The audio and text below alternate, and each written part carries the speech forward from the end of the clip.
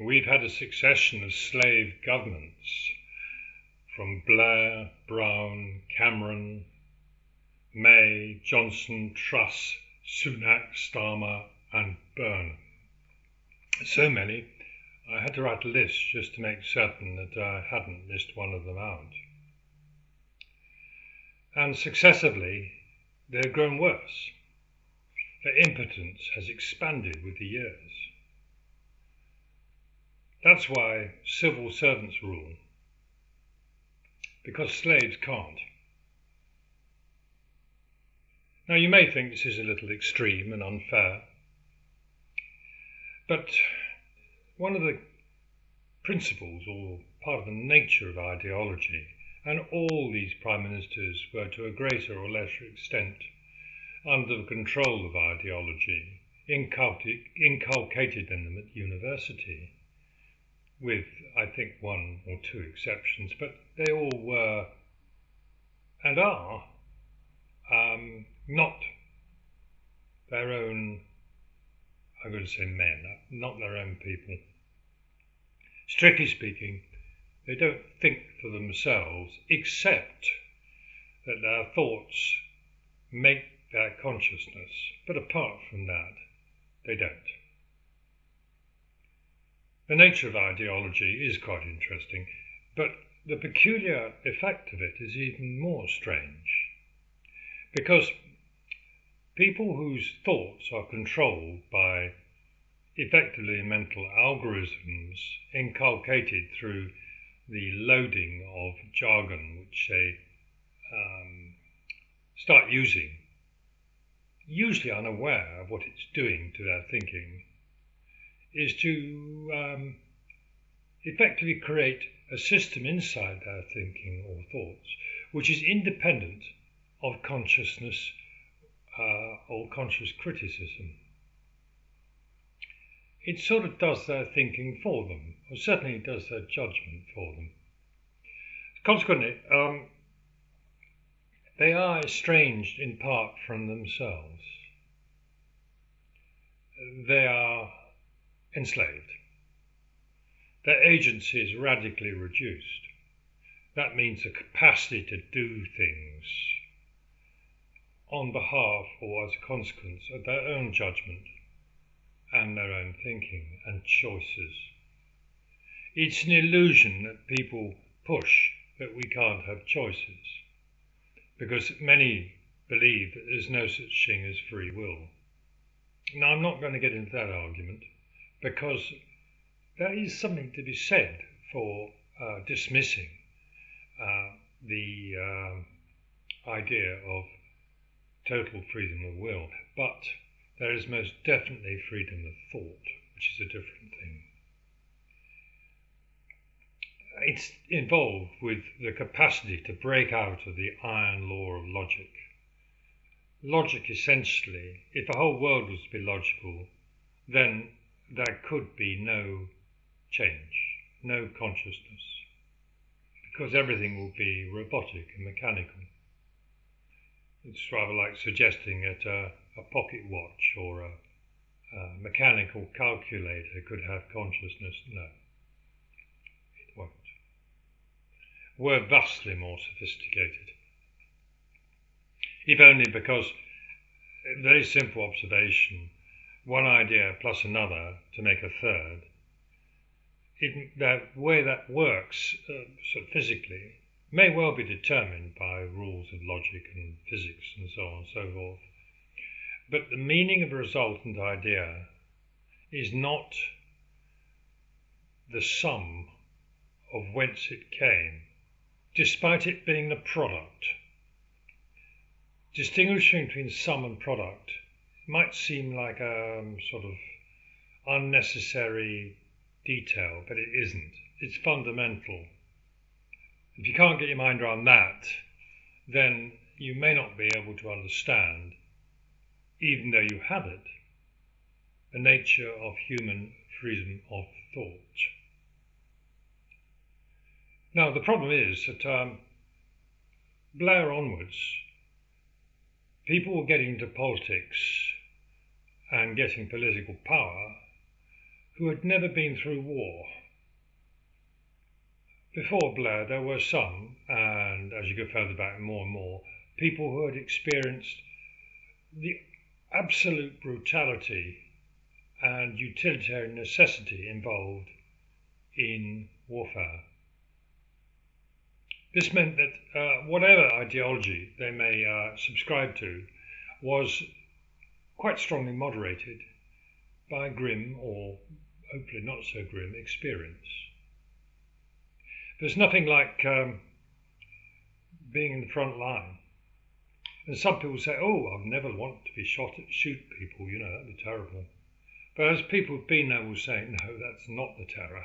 The terror is people trying to shoot you.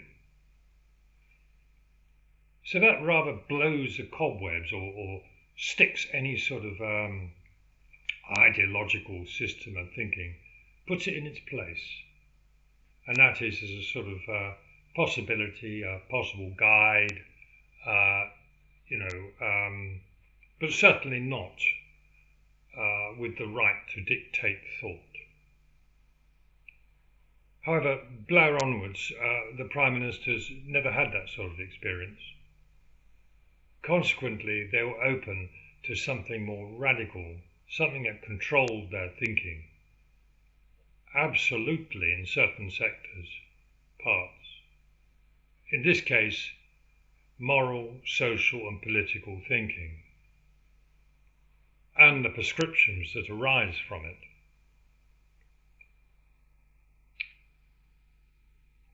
The greatest irony, I think, of modern politics is that though we hear endless complaints about how civil servants are taking over and controlling the country, and how some of them are so dreadfully lazy and doing their work even from abroad, popping into the office maybe once or twice a month and all that sort of nonsense. But it's not the civil servants' fault that they've been mismanaged.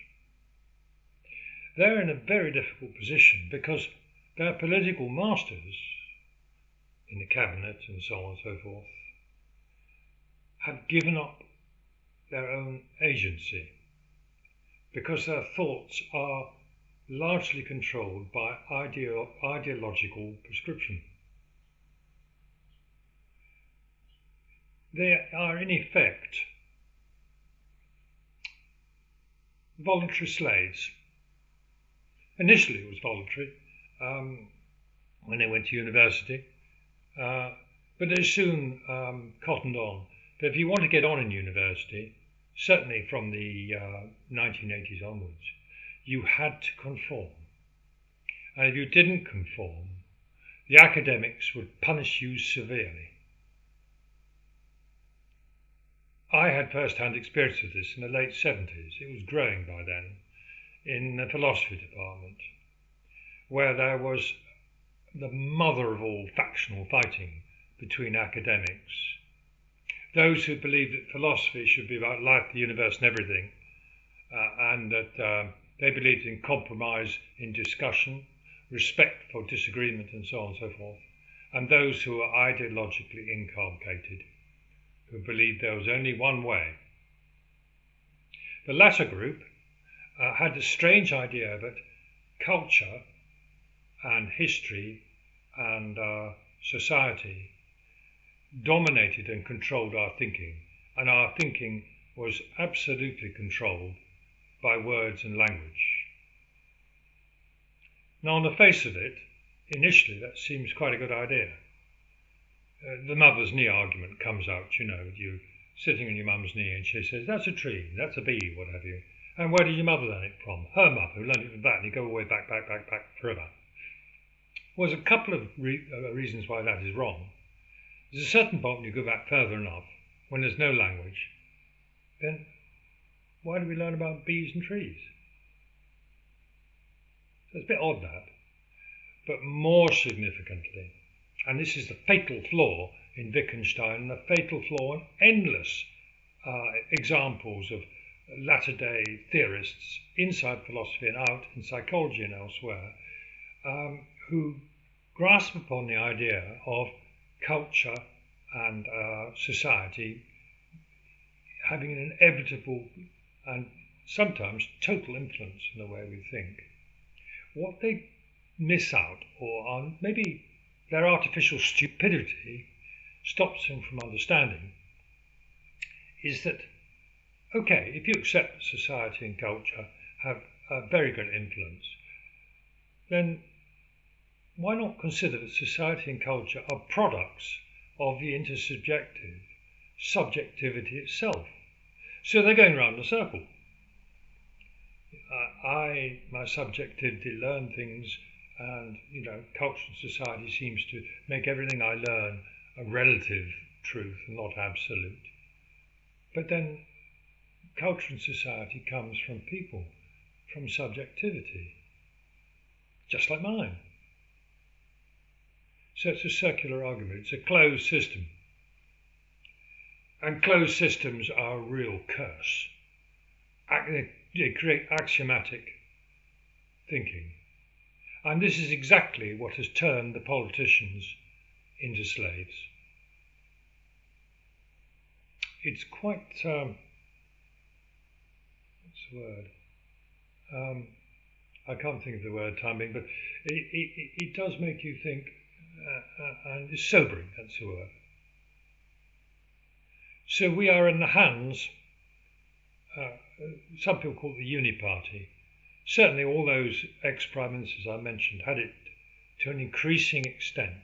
We're in the hands of people who are effectively slaves.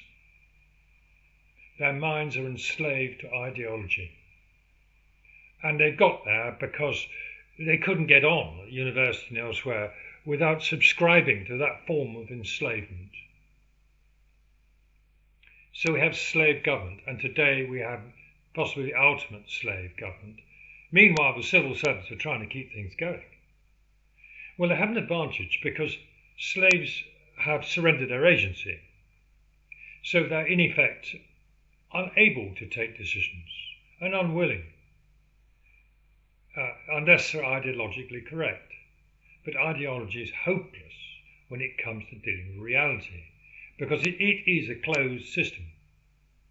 And closed systems, by definition, don't need and can't engage with messy reality and with people who won't conform or can't conform with that the articles of obedience which dominate their thinking. They are servants, but the worst form of servants. Servants, rulebook servants. And such people can be elementally callous, cruel, and to a certain extent suffer from not only artificial stupidity, but artificial psychopathy in the name of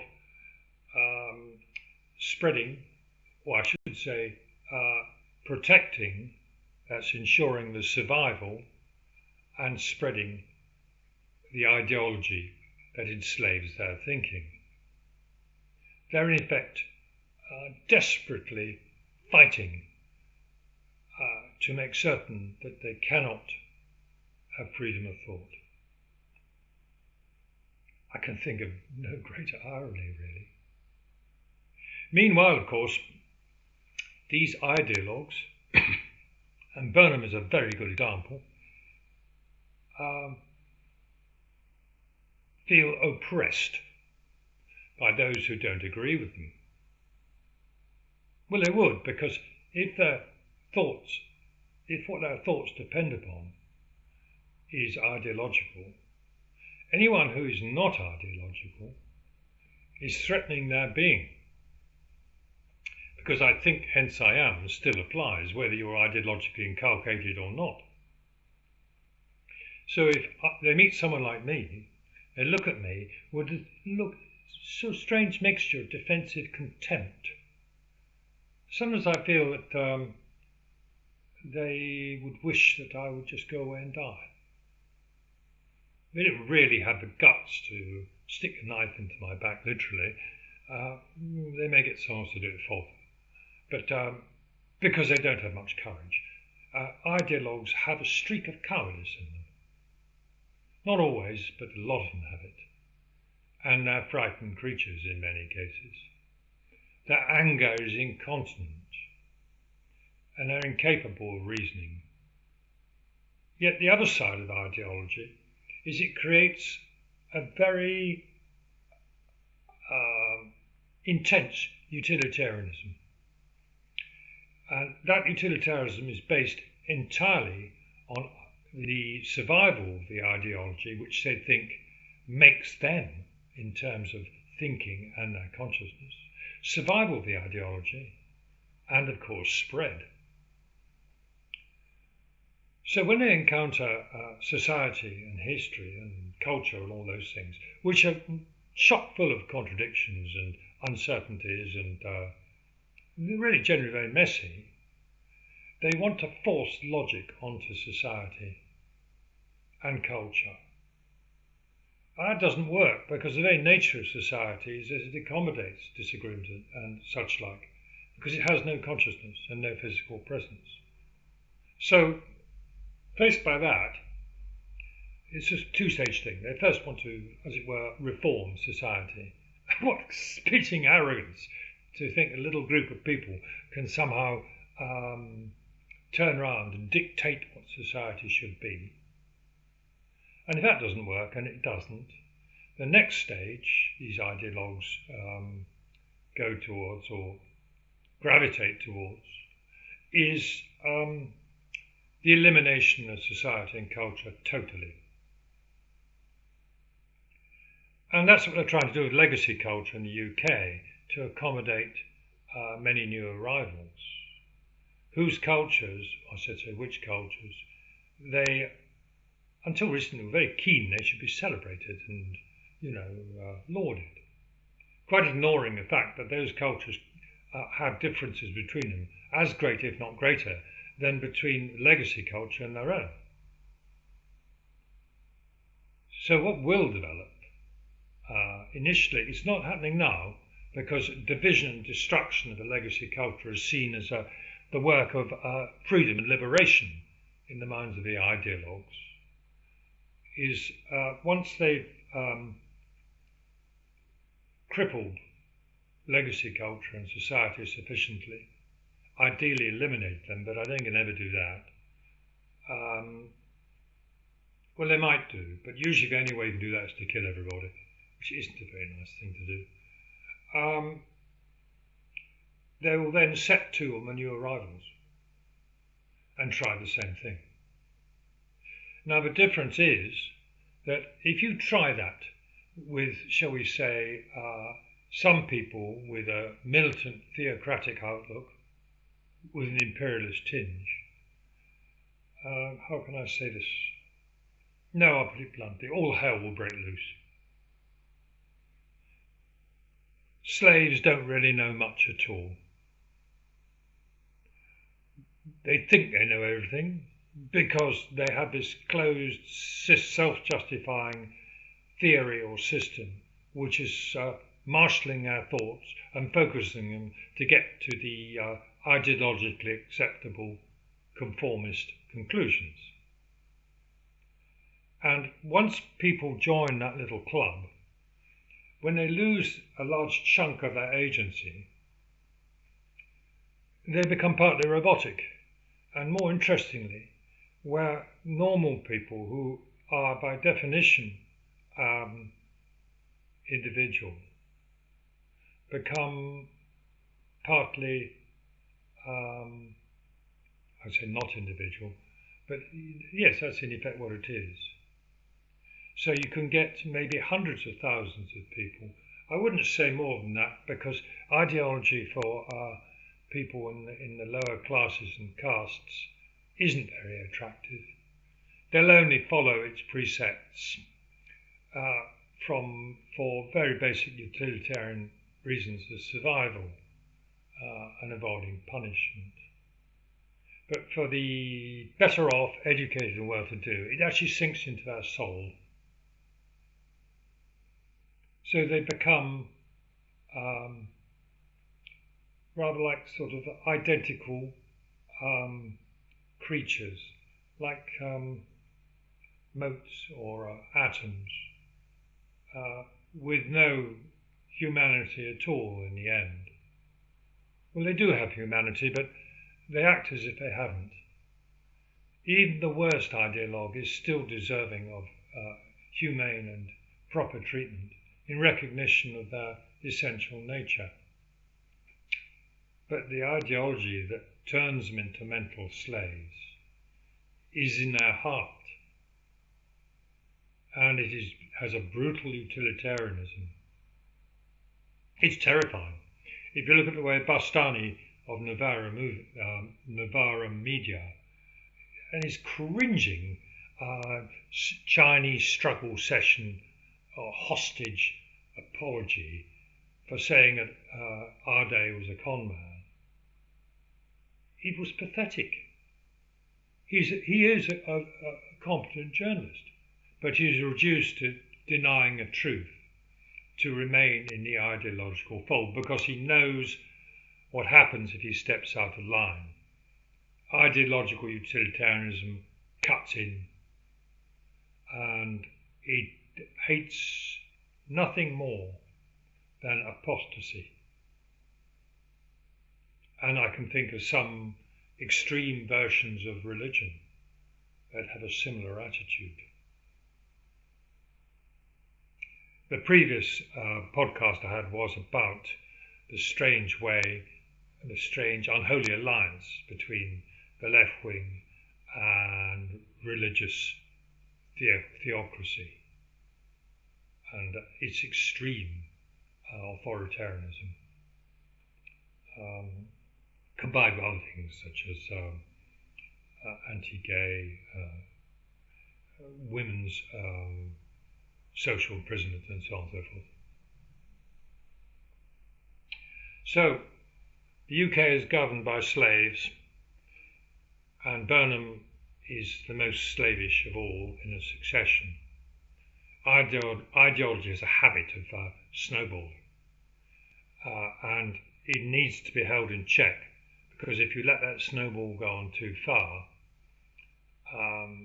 then society is done for. If society is gone, we have no grounds for trust between each other or cooperation.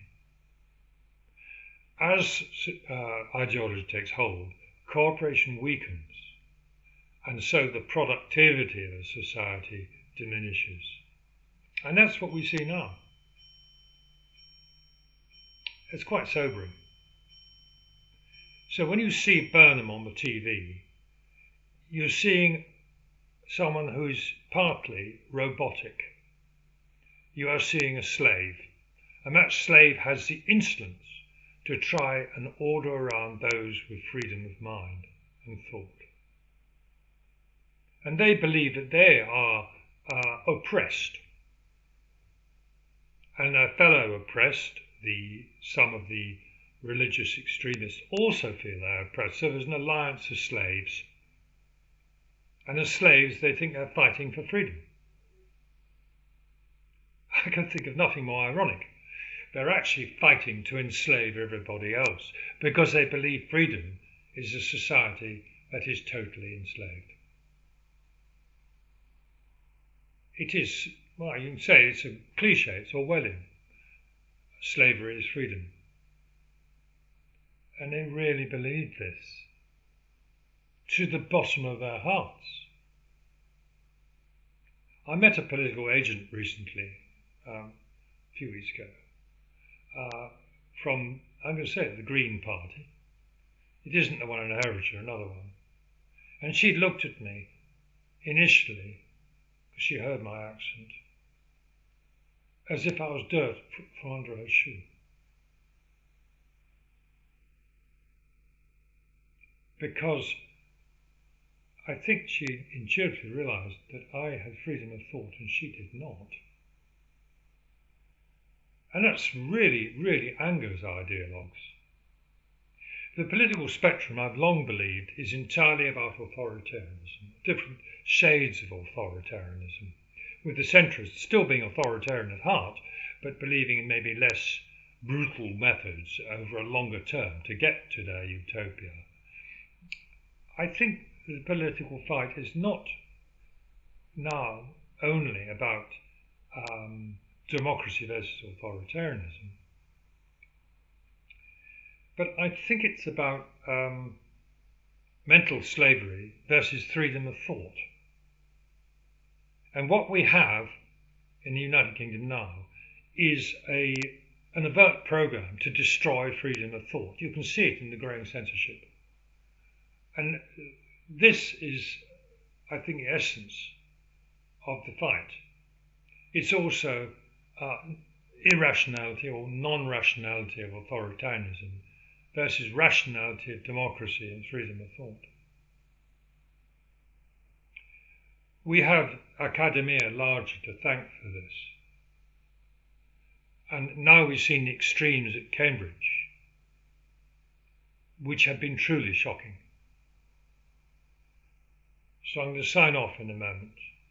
And the first observation I will say is, if I had any children, I certainly say this to others who have children who I know, don't send them to Cambridge, because the corporate culture of Cambridge now, I believe, is a form of, they want to enslave people's thinking, to destroy or limit agency by the inculcation of propaganda.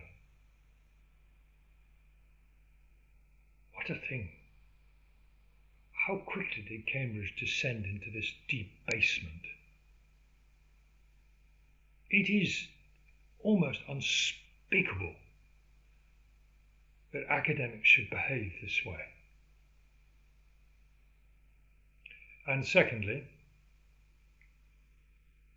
we need to recognise that we have slaves in control now, and politics has become a system of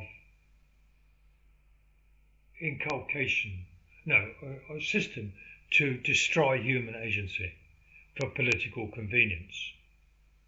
It's very much easier to have power over people, or I should say authority, because power is authority used with information knowingly. That's different. Purely, it's very much easier to have unquestioned authority over people in an ideological state. You don't have to worry so much. People obey either from fear or because they are mentally enslaved.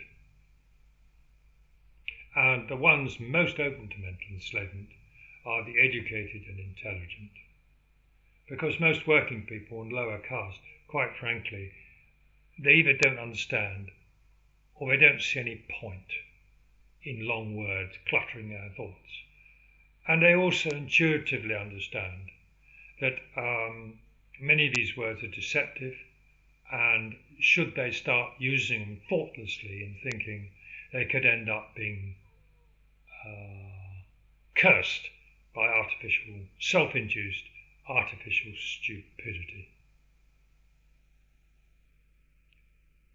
That's essentially the problem we have now in politics, is the educated, intelligent, and in a lot of cases the weak-willed, inadequate and frightened have willingly accepted destruction of their own agency. Consequently, when they get into government and start trying to rule, they can't. They don't even know how to pull a lever. And the civil servants have to fill the void. I'm not trying to excuse the excesses of civil servant activity, because it's happening now. We have currently 300,000 people in that sort of capacity in this country. At the height of the British Empire, that covered a third of the globe and possibly half of all major economic activity on the earth. Maybe less, I don't know, but certainly a huge amount.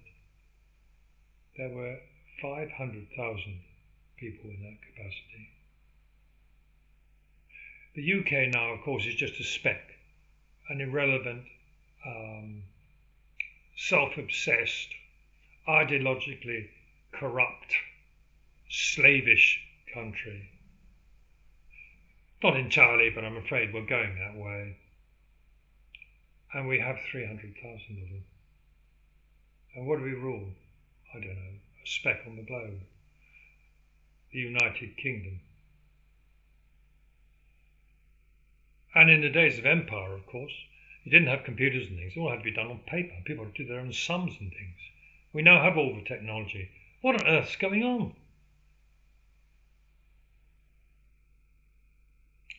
Well, it's partly because we've lost our way and we let the slaves run riot.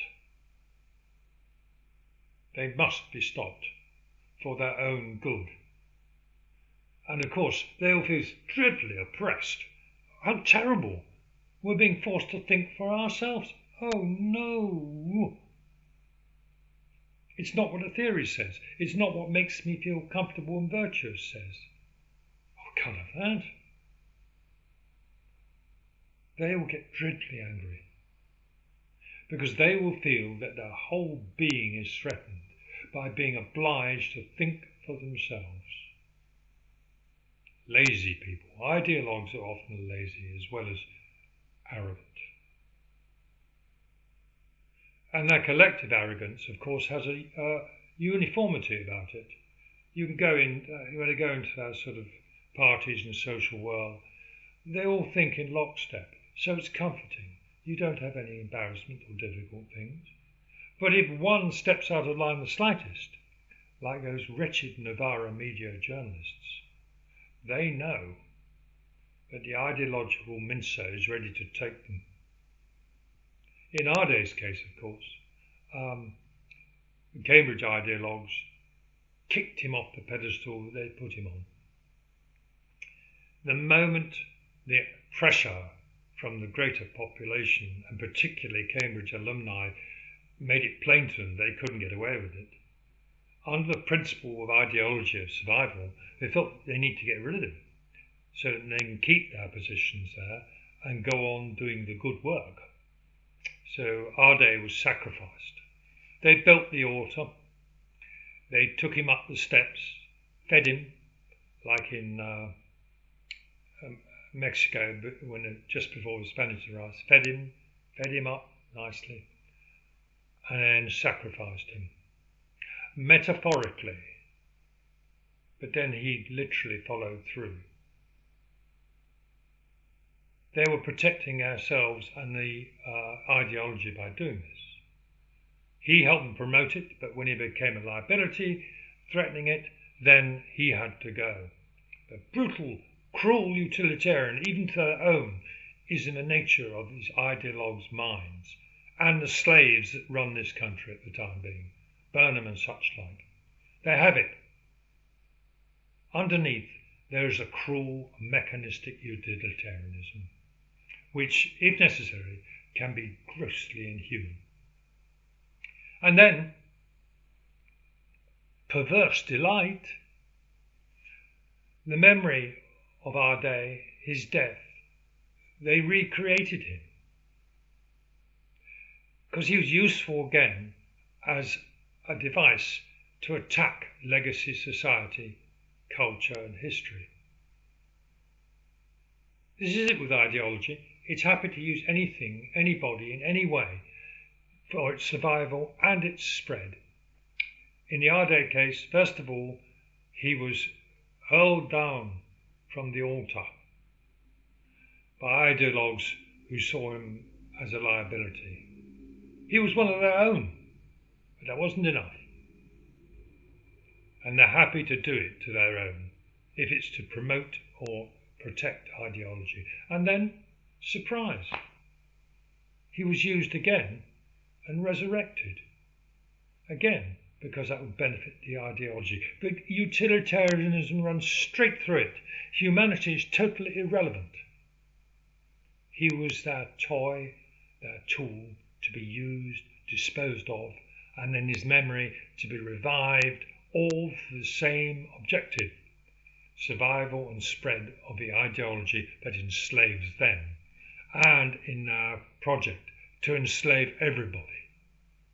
So everybody loses their agency and humanity to qualify for the ideological utopia lucky us, that we will benefit from, thanks to the brilliant and cleverness of the academics who thought it all out for us, like sort of latter-day philosopher kings and queens, Knowles and Platonic style.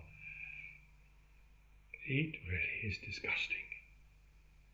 So, Blair, Brown, Cameron, May, Johnson, Truss, Sunak, Starmer, Burnham. They've all got worse, one step after the next.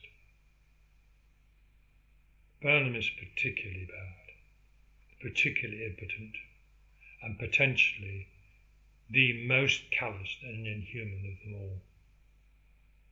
He might be a nice chap, I'm not arguing that, but unfortunately the most kind and pleasant people, if they're inculcated with ideology, are capable of unspeakable humanity in extreme. I'm not accusing Burnham of being like that, but I am saying the potential is there given the right set of circumstances. That's sobering. Thanks for listening. A bit of an effort for me. I was a bit disappointed in response to the previous podcast on the left and right and our unholy alliance. This might well suffer the same thing, because this particular perspective on the subject, people don't clue onto it easily, because it is quite radical, and there are social and cultural blocks to understanding things.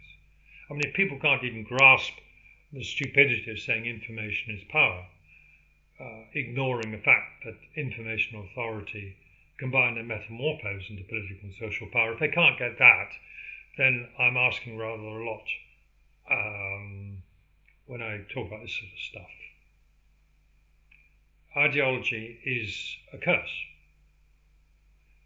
It is the greatest threat to humanity, bar some meteor or planetary object smashing into the Earth.